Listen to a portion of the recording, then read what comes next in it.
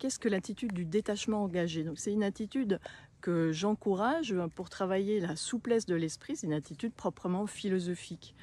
Détachement parce que c'est pas facile, parce que souvent on a tendance à être attaché à nos idées. Pourquoi on est attaché à nos idées? Parce qu'on veut défendre quelque chose et à travers la défense de nos idées, c'est un petit peu la défense de notre ego.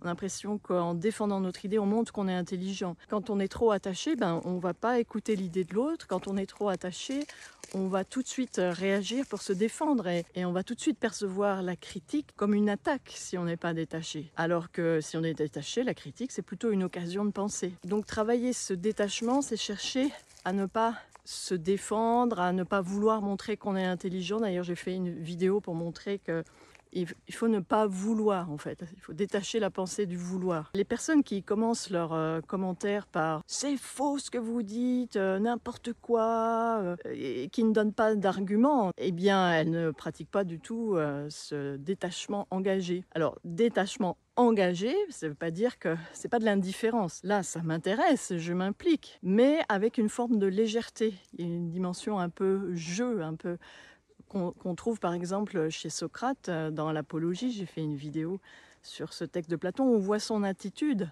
alors même qu'il est question de son procès, de vie ou de mort. Eh bien, il continue à pratiquer ce détachement engagé, c'est-à-dire il s'implique dans la réflexion, mais tout en étant détaché. Donc c'est une posture difficile à tenir et que j'invite à travailler dans les consultations, dans les ateliers philo. Ça suppose une certaine connaissance de soi et une certaine comment dire, éducation de ses émotions.